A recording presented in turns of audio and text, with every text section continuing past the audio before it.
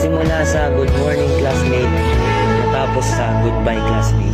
Sa halos ilang buwan natin pagsasama, marami tayong mga naiwan na masasayang alaala.